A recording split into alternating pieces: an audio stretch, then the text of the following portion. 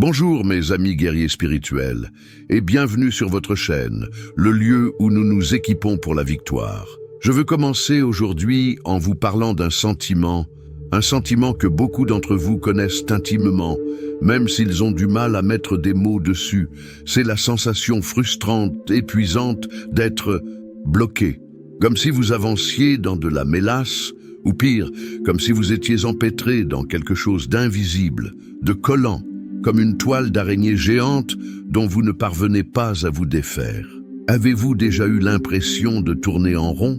Que vos projets les plus prometteurs, qu'il s'agisse de votre carrière, de vos finances ou de votre ministère, démarrent avec force, mais finissent toujours par s'effondrer juste avant la ligne d'arrivée?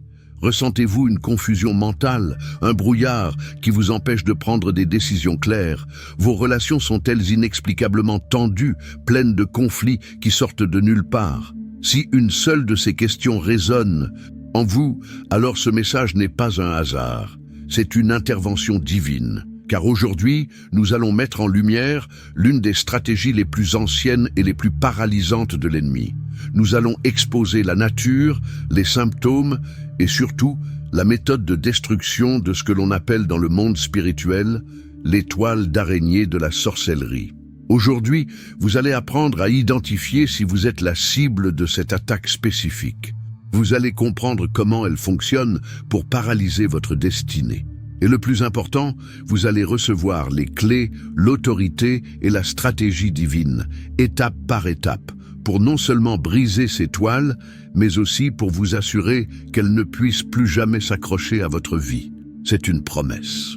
Alors, si vous êtes prêt à passer de la stagnation à l'accélération, si vous êtes prêt à démolir les forteresses de l'ennemi et à marcher dans la plénitude de votre appel, montrez-le-moi.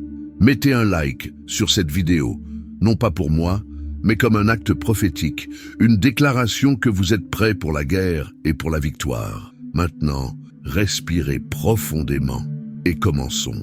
Nos parties 1. Le problème dévoilé. Qu'est-ce qu'une toile d'araignée spirituelle? Pour comprendre comment détruire un ennemi, il faut d'abord comprendre sa nature et ses armes. La toile d'araignée spirituelle est bien plus qu'une simple métaphore. Dans le royaume de l'esprit, c'est une structure démoniaque réelle, une prison invisible méticuleusement tissée par des forces occultes, souvent activées par la sorcellerie, dans un but bien précis, vous neutraliser. La prémisse centrale que vous devez saisir est la suivante. La toile d'araignée spirituelle est un piège démoniaque conçu pour provoquer la stagnation, la confusion et pour étouffer l'avancement des enfants de Dieu. Voyons comment ce piège fonctionne en détail, car la connaissance est la première étape vers la liberté. La toile a 4 fonctions principales. Premièrement, elle sert à paralyser le progrès. Imaginez une mouche pleine de potentiel, capable de voler haut et loin. Mais une fois prise dans la toile, toute son énergie est dépensée, non pas pour avancer, mais simplement pour essayer de se débattre. C'est exactement ce qui se passe spirituellement. Vous avez les dons, les talents, la faveur de Dieu, mais vous n'allez nulle part. Les promotions au travail qui vous sont promises n'arrivent jamais. Les contrats qui semblaient certains sont annulés à la dernière minute. La croissance de votre église ou de votre ministère stagne sans raison apparente. Chaque pas en avant est suivi de 2 pas en arrière. C'est une paralysie programmée. L'ennemi ne veut pas vous tuer tout de suite.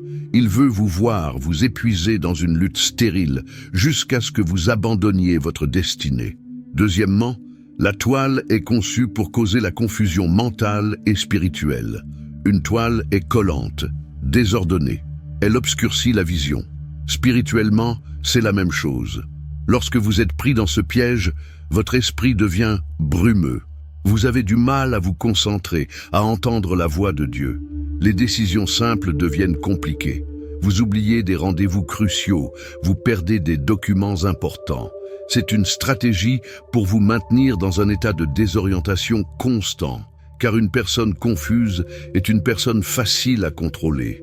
L'ennemi sait que si vous ne pouvez pas penser clairement, vous ne pouvez pas prier efficacement, ni planifier stratégiquement, ni avancer avec confiance. Troisièmement, Son but est d'étouffer votre vie spirituelle. Avez-vous remarqué que lorsque vous vous sentez empêtré, votre désir pour les choses de Dieu diminue drastiquement? La prière devient un fardeau, la lecture de la Bible semble ennuyeuse et lourde. Vous vous sentez spirituellement sale, collant, et même la louange ne sort plus de votre bouche avec la même ferveur. C'est l'effet d'étouffement de la toile. Elle vise à couper votre connexion vitale avec le ciel. L'ennemi sait que s'il peut vous isoler de votre source de puissance, qui est Dieu, alors vous devenez une proie facile. Et quatrièmement, la toile sert à marquer et à surveiller. Une araignée ne reste pas loin de sa toile. Elle sent la moindre vibration, la moindre tentative de la proie pour s'échapper. Spirituellement, ce piège démoniaque agit comme un système de surveillance.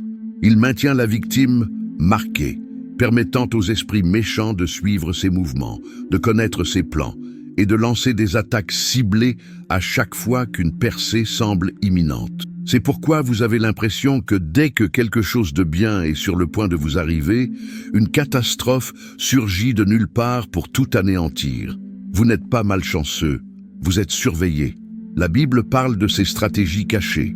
Dans le psaume 91, verset 3, le psalmiste déclare « Car c'est lui qui te délivre du filet de l'oiseleur, de la peste et de ses ravages. » Le filet de l'oiseleur est un piège subtil, caché, qui attrape l'oiseau sans méfiance. Il ne s'agit pas d'une attaque frontale, mais d'un piège dissimulé. De même, l'apôtre Paul nous avertit dans Éphésiens 6:11 de nous revêtir de toutes les armes de Dieu afin de pouvoir tenir ferme contre les ruses du diable. Le mot grec original pour ruse est méthodeia, d'où vient notre mot méthode. Il signifie des stratégies, des plans astucieux, des complots. La toile d'araignée spirituelle est l'une de ces méthodeia. C'est une arme stratégique et non un simple obstacle. Comprendre cela est fondamental. Vous ne luttez pas contre la malchance, vous êtes face à une stratégie délibérée. Mais la bonne nouvelle, c'est que toute stratégie de l'ennemi peut être démantelée par la sagesse et la puissance de Dieu. Partie 2, le diagnostic. Comment savoir si vous êtes pris au piège? Maintenant que nous avons défini ce qu'est la toile, la question cruciale est « suis-je concerné ?» La libération commence toujours par le discernement. Il est impossible de combattre un ennemi que l'on n'a pas identifié. Je vais donc vous donner une liste de symptômes, des signaux d'alarme. Pendant que je les énumère, soyez honnête avec vous-même et demandez au Saint-Esprit de vous éclairer. 1. La stagnation inexplicable et cyclique. Ce n'est pas juste une période difficile, c'est un schéma qui se répète. Vous êtes sur le point d'obtenir cette promotion et soudainement, l'entreprise gèle les embauches. Vous êtes sur le point de signer le contrat de votre vie et le client se rétracte sans raison logique. Vous économisez de l'argent pour un projet important et une série de dépenses imprévues et bizarres vident votre compte en banque. C'est le syndrome du presque. Vous arrivez toujours presque à la percée, mais quelque chose bloque au dernier moment. C'est un signe majeur. 2. Une fatigue et une lourdeur constante. Je ne parle pas de la fatigue physique après une longue journée de travail. Je parle d'un épuisement de l'âme. Vous vous réveillez déjà fatigué. Vous avez un poids constant sur les épaules, une envie de tout abandonner, de rester au lit. C'est un poids spirituel conçu pour drainer votre force vitale, votre volonté de vous battre. 3. La confusion mentale et l'oubli. Vous avez du mal à organiser vos pensées. Vous entrez dans une pièce et oubliez pourquoi vous êtes venu. Vous perdez constamment vos clés, votre téléphone. Votre mémoire, qui était autrefois bonne, vous fait défaut sur des choses importantes. Ce brouillard mental s'intensifie souvent lorsque vous devez prendre une décision cruciale pour votre avenir. C'est une attaque ciblée contre votre capacité de jugement. 4. Des relations emmêlées. Les conflits éclatent soudainement dans votre foyer, avec votre conjoint, vos enfants, vos amis les plus proches. Des disputes sur des sujets insignifiants prennent des proportions énormes. Vous vous sentez incompris, isolé. Progressivement, vous vous repliez sur vous-même. La toile spirituelle a aussi pour but de vous isoler de votre système de soutien, car un soldat seul est un soldat vulnérable. 5. Des attaques financières récurrentes. L'argent semble vous filer entre les doigts. Vos sources de revenus se tarissent les unes après les autres. Des dettes inattendues apparaissent. Vous travaillez dur, mais votre portefeuille est comme percé. Vous avez l'impression que votre argent est piégé, qu'il ne peut pas fructifier. C'est une attaque directe contre vos ressources, car l'ennemi sait que le manque financier peut limiter votre capacité à accomplir la mission que Dieu vous a confiée. 6. Des rêves révélateurs. Le monde des rêves est souvent un champ de bataille spirituelle. Si vous rêvez fréquemment d'araignées, de toiles d'araignée, ou si vous vous voyez pris au piège, incapable de bouger, de crier ou de courir, ne l'ignorez pas. Votre esprit spirituel essaie de vous avertir de ce qui se passe dans le monde invisible. Maintenant, un point crucial pour votre crédibilité et votre sagesse. Appelons cela la sagesse du discernement. Est-ce que chaque difficulté de la vie est une toile d'araignée spirituelle? Absolument pas. Nous vivons dans un monde déchu. Nous devons toujours examiner nos propres choix, notre diligence, notre niveau de préparation et notre responsabilité personnelle. La paresse n'est pas une toile d'araignée, la mauvaise gestion n'est pas une malédiction. Cependant, lorsque vous avez fait tout ce qui est humainement et spirituellement possible, vous avez prié, vous avez travaillé dur, vous avez été sage, et qu'un schéma de frustration, de blocage et d'échec se répète sans aucune explication logique, alors il est temps de cesser de regarder dans le naturel et de commencer à discerner ce qui se passe dans le spirituel. C'est à ce moment-là que vous devez vous lever et vous préparer au combat. Partie 3. La libération, le protocole divin pour détruire l'étoile. Nous arrivons maintenant au cœur de ce message. L'identification du problème est une chose, mais la solution est ce qui nous rend libres. La prémisse fondamentale de cette partie est la suivante. En Jésus-Christ, vous n'êtes pas une victime passive. Vous êtes un guerrier équipé et vous avez reçu l'autorité divine pour identifier, renoncer et détruire ces pièges démoniaques. Je vais vous donner un protocole en 4 étapes. Suivez-le avec foi, pas seulement avec votre intellect. Étape 1. La reconnaissance et la repentance. La première clé est de reconnaître la situation devant Dieu. Vous ne pouvez pas vaincre ce que vous ne confrontez pas. Trouvez un endroit calme et priez avec humilité. Seigneur, ouvre mes yeux spirituels. Montre-moi si cette attaque est active dans ma vie. Ensuite, et c'est crucial, demandez pardon pour tout péché qui aurait pu servir de porte ouverte ou de point d'ancrage pour cette toile. Une toile a besoin d'un point pour s'accrocher. Spirituellement, les péchés non confessés sont ces points d'ancrage. Cela peut être l'idolâtrie, faire passer quoi que ce soit avant Dieu, une implication passée dans l'occultisme, le spiritisme, la voyance, même par curiosité, le manque de pardon, l'amertume, la pornographie ou tout autre péché entretenu. La repentance n'est pas pour que Dieu vous aime à nouveau, il vous aime déjà. La repentance est un acte de guerre, c'est fermer légalement les portes que l'ennemi utilise pour accéder à votre vie. Étape 2. Saisir votre autorité en Christ. Vous devez changer votre perception de vous-même. Vous n'êtes pas un civil sans défense. Si vous avez donné votre vie à Jésus, vous êtes un soldat de son armée et vous avez une autorité déléguée. Jésus lui-même nous a dit dans Luc 10, verset 19, « Voici, je vous ai donné le pouvoir de marcher sur les serpents et les scorpions et sur toute la puissance de l'ennemi, et rien ne pourra vous nuire. » Les araignées, symboles de pièges et de venin, entrent parfaitement dans cette catégorie. Votre autorité ne vient pas de votre force, de votre sainteté ou du volume de votre voix. Elle vient de votre position en Christ. Vous êtes assis avec lui dans les lieux célestes. Lorsque vous parlez en son nom, c'est lui qui parle à travers vous. Comprendre cela change tout. Vous cessez de supplier et vous commencez à commander. Étape 3. La prière de guerre et de commandement. C'est le moment pratique, le moment où la foi devient action. Je vais vous guider dans une prière. Je ne veux pas que vous la répétiez simplement. Je veux que vous la déclariez à voix haute, avec conviction et autorité. Levez-vous si vous le pouvez. Parlez avec la certitude que les cieux vous soutiennent et que l'enfer tremble. Prions ensemble. Père céleste, je viens devant ton trône de grâce, au nom puissant de Jésus-Christ.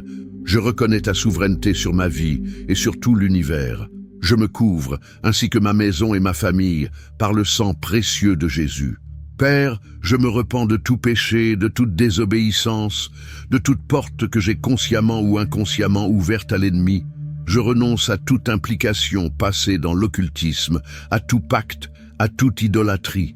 Je pardonne à tous ceux qui m'ont offensé, afin que l'ennemi n'ait aucune prise légale sur moi. Je ferme ces portes maintenant par le sang de Jésus. Et maintenant, par l'autorité qui m'a été donnée en Christ Jésus, telle que déclarée dans Luc 10, 19, je m'adresse directement à toute toile d'araignée spirituelle qui a été tissée contre ma vie, ma famille, mes finances, ma santé, mon ministère et ma destinée. Au nom de Jésus, je vous renonce. Je brise votre pouvoir et votre emprise sur moi. J'ordonne que toute toile de stagnation, de retard, de frustration et d'échec soit consumée par le feu du Saint-Esprit. Feu de Dieu, descend maintenant et brûle ces pièges. J'ordonne que toute toile de confusion mentale, de brouillard, de perte de mémoire et de désorientation soit détruite. Je reçois l'esprit d'intelligence et de clarté de Christ. J'ordonne que toute toile de pauvreté, de dette, de manque et de blocage financier soit anéantie. Je libère la prospérité et l'abondance de Dieu sur ma vie. J'ordonne que toute toile d'isolement, de conflits relationnels et de division soit déchirée. Je marche dans l'amour, l'unité et la faveur divine. Je déclare que je suis libre du filet de l'oiseleur. Le sang de Jésus est ma protection. Toute arme de sorcellerie, tout enchantement, toute malédiction forgée contre moi était maintenant nulle, sans effet et retournée à l'envoyeur. Je suis libre d'avancer, libre de prospérer, libre de réussir et libre d'accomplir le plan parfait de Dieu pour ma vie. Au nom de Jésus, Amen et Amen. Étape 4, l'action prophétique. La foi sans les œuvres est morte. Pour sceller votre prière et la rendre tangible, je vous encourage à poser 2 actions prophétiques. Premièrement, faites un nettoyage physique de votre maison. Prenez un balai et commencez à nettoyer littéralement toutes les toiles d'araignée physiques que vous trouvez. Et pendant que vous le faites, déclarez à voix haute. De même que je nettoie le visible, le feu de Dieu nettoie l'invisible dans ma vie. Toute toile spirituelle est balayée et détruite de ma maison, de mes affaires et de ma famille au nom de Jésus. Deuxièmement, si vous avez de l'huile d'onction, même de l'huile d'olive que vous avez prié pour consacrer, oignez les montants de vos portes, votre front, celui des membres de votre famille. C'est un acte biblique de consécration, de protection et de mise à part pour Dieu. C'est déclaré, cette maison et cette vie appartiennent à l'Éternel, et les ténèbres n'ont aucun droit ici. Partie 4. La maintenance de la liberté. Comment rester libre? Félicitations. Vous avez remporté une bataille décisive, mais pour gagner la guerre, vous devez comprendre que la liberté n'est pas une destination, c'est un mode de vie. La libération est un événement, mais la liberté exige une maintenance. L'ennemi reviendra tester vos défenses. Voici comment vous assurer que ces toiles ne puissent plus jamais s'accrocher à vous. 1. La vigilance et la prière. Continue. Jésus a dit « Veillez et priez ». Une fois que vous avez nettoyé votre maison, vous ne laissez pas la porte grande ouverte pour que n'importe qui puisse entrer. De même, protégez votre vie spirituelle par une prière quotidienne. Pas seulement une prière de demande, mais une prière de déclaration, de communion et de vigilance. Demandez chaque jour à Dieu de vous couvrir de son sang et de vous révéler les stratégies de l'ennemi. 2. Le renouvellement de votre mentalité. Romains 12, 2. nous dit d'être transformé par le renouvellement de l'intelligence. Vous devez remplacer les schémas de pensée de stagnation et de défaite par les vérités de la parole de Dieu. Lorsque la pensée « rien ne marche jamais pour moi » arrive, vous devez la contrer verbalement avec la déclaration « je peux tout par Christ qui me fortifie » Philippiens 4, 13. Lorsque la pensée « je suis confus » vous attaque, déclarez « Dieu ne m'a pas donné un esprit de timidité, mais de force, d'amour et de sagesse » 2 Timothée 1, 7. Vous devez démolir les forteresses mentales que la toile avait construites. 3. Revêtir l'armure de Dieu chaque jour. L'armure décrite dans Éphésiens 6 n'est pas une métaphore poétique. C'est votre équipement de protection quotidien. Chaque matin, dans votre prière, revêtez-la consciemment. Je ceins mes reins avec la ceinture de la vérité. Je mets la cuirasse de la justice. Je chausse mes pieds avec le zèle de l'évangile de paix. Je prends le bouclier de la foi pour éteindre tous les traits enflammés de l'ennemi. Je mets le casque du salut et je saisis l'épée de l'esprit qui est la parole de Dieu. Un soldat qui part au combat sans son armure est un soldat inconscient. 4. Créer une atmosphère d'adoration. Les ténèbres détestent la lumière. Les démons ne supportent pas la véritable adoration. Remplissez votre maison, votre voiture, votre lieu de travail, avec des écouteurs si nécessaire, de chants de louange et d'adoration. L'adoration n'est pas juste un préliminaire à l'église le dimanche. C'est une arme de guerre puissante. Elle purifie l'atmosphère spirituelle autour de vous, la rendant toxique et inhabitable pour toute force démoniaque. Pour conclure, vous n'avez pas été créé pour vivre piégé, frustré ou limité. Vous avez été créé à l'image d'un Dieu illimité, pour dominer et régner. La toile de l'ennemi est réelle, sa stratégie est subtile, mais le pouvoir de Christ en vous est infiniment, absolument et incontestablement plus grand. Aujourd'hui, vous avez reçu la connaissance, la stratégie et l'autorité. Levez-vous, secouez la poussière de la stagnation, brisez les chaînes de la confusion, prenez l'autorité que Jésus vous a donnée et marchez dans la liberté glorieuse qu'il a conquise pour vous sur la croix. Votre saison de presque est terminée. Votre saison de plus que vainqueur commence maintenant.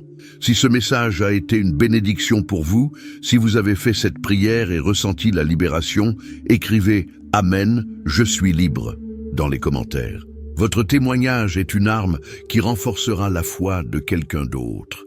N'oubliez pas de partager cette vidéo avec au moins une personne que vous connaissez qui se sent bloquée. Vous pourriez être l'instrument de sa libération. Enfin, je veux que vous sachiez que nous sommes de retour, plus déterminés que jamais à vous équiper pour la guerre spirituelle chaque jour. Abonnez-vous et rejoignez notre communauté. Ensemble, nous sommes une armée invincible. Soyez forts, soyez courageux et marchez dans votre victoire. Que Dieu vous bénisse abondamment.